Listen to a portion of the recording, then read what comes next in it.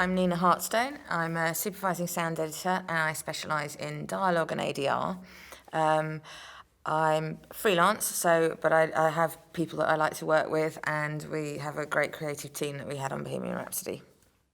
So as a supervising dialogue and ADR editor, I take the sound that's been recorded on set, I listen through it all, I try and smooth it out, make it sound believable against the cut of the movie that we have, identify what needs to be re-recorded, and re-record that in ADR, which is basically get the actor back in with the director and re-record any lines that we've have problems with from the original recording on set. I also oversee all the crowd loop group recording. So in any scene where you have more than just the main cast, you have lots of people in the background. We record sound for those extras as well.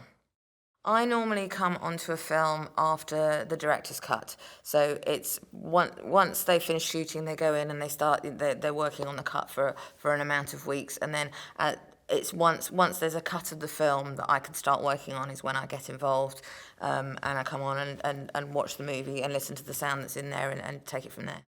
I co-supervised Bohemian Rhapsody, the sound editing on Bohemian Rhapsody with John Warhurst. John Warhurst was supervising sound and music editor.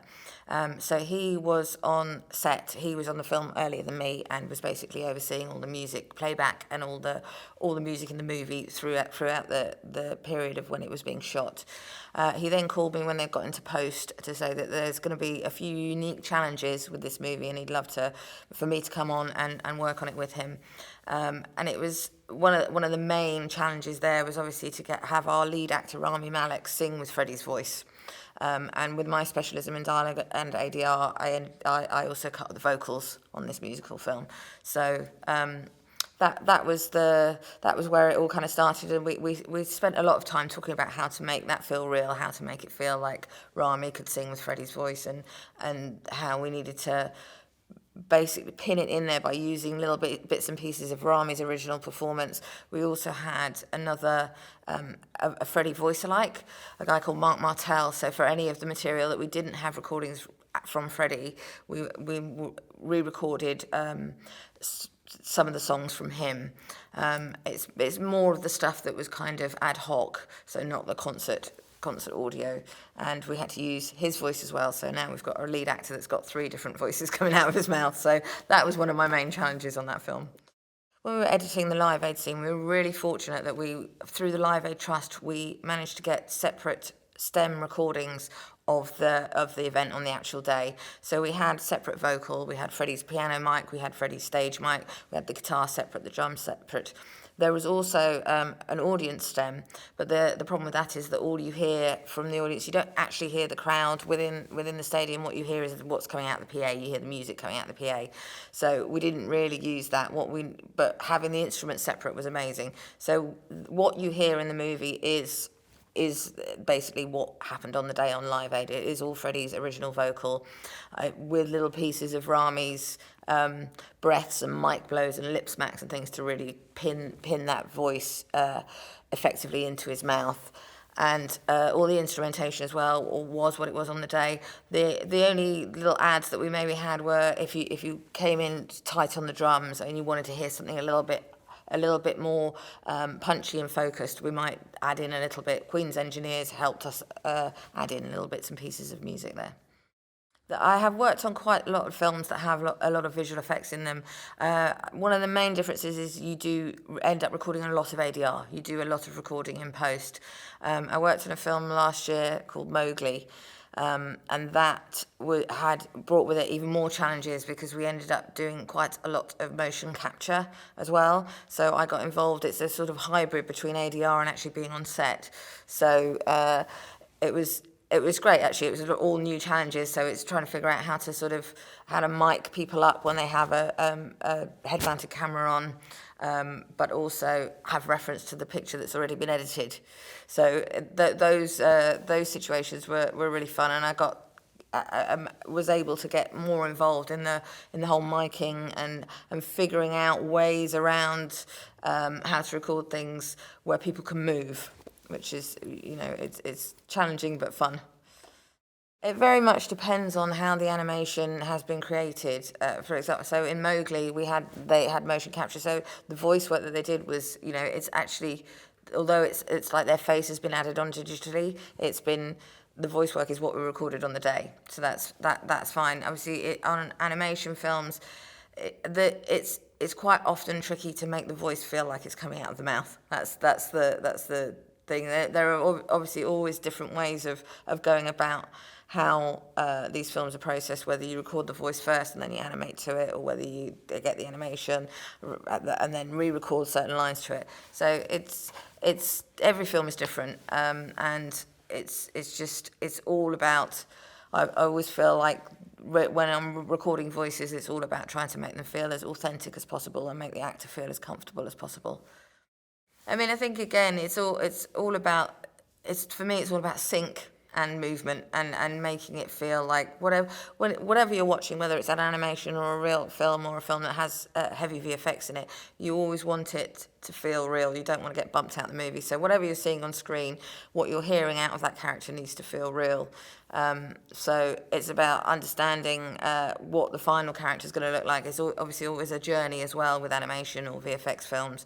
So you don't necessarily always know how your finished product is gonna visually be. So, but it's from our point of view, I think it's very important to get very involved in that pictorial side of it, so that what you record and what you put on there for the sound feels appropriate and feels right.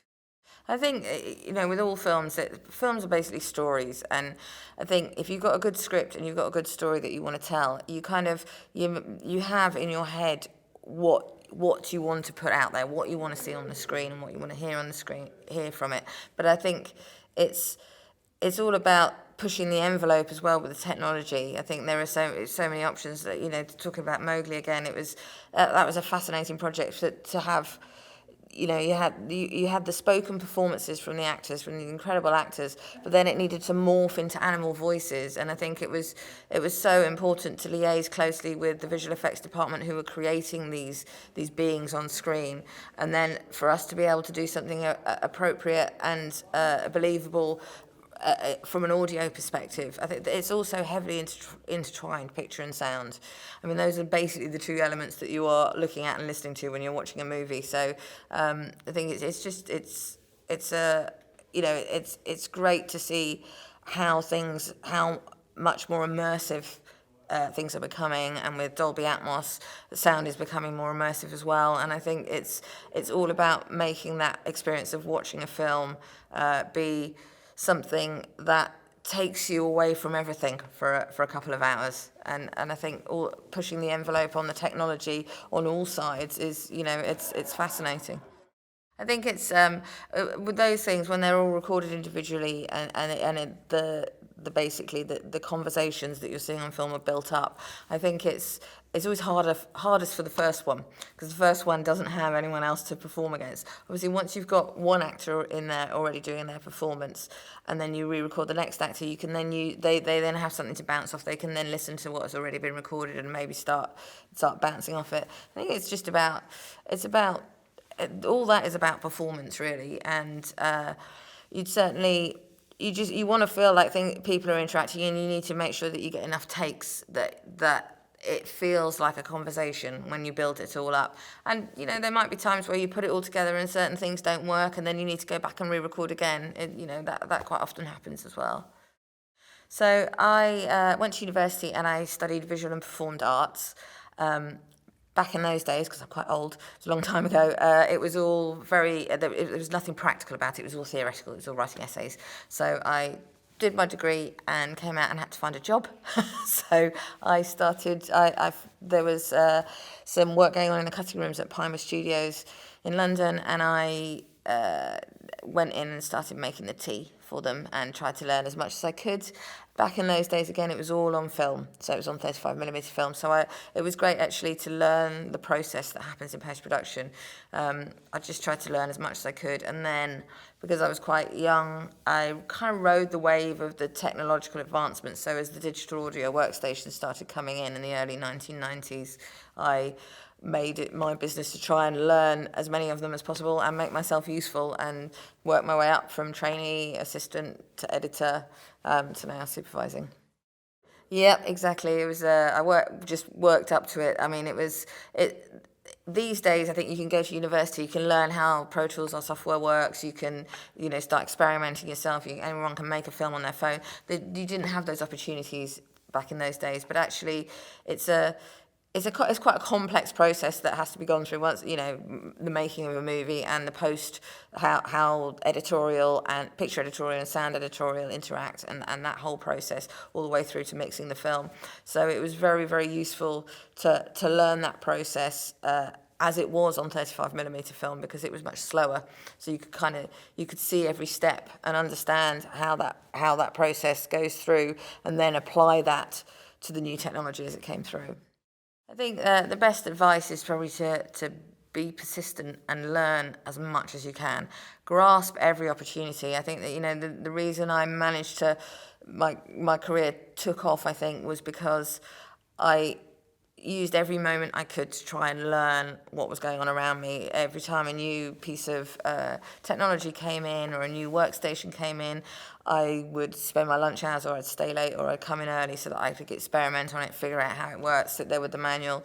I think it's just grasp the opportunities that are there. If you're lucky enough to get your foot in the door, then just try and learn as much as you possibly can.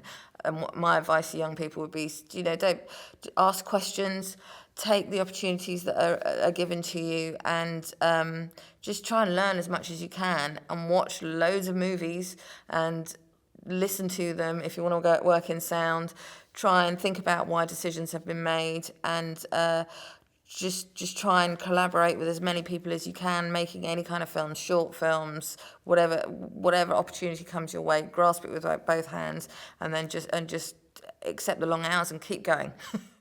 I think it's important to, in order to, I think we need to create more opportunities for women, is one of the things. I think you need to, anyone who's trying to put a crew together needs to try and maybe look that little bit harder to see if there are also maybe some women or other minorities who are being overlooked, who haven't been given the same opportunities as males who are doing the same role. So I think it's important to try and look a bit harder. I also firmly believe if you can see it, you can be it. And I think there are less women coming up still, because they look at people who are working high end in sound post production, and it's generally lots of white males, which is why I think I feel quite passionate about trying to get out there, speak to girls at school, students, and making sure that they see that it can be done, that you can, there are women out there, but we maybe need to just put ourselves out there a little bit more, so that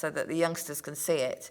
And also just allow flexible hours. If you want, if you have a family and you're working, you need to be able to, maybe just find different ways of working a little bit, so that it works for everybody.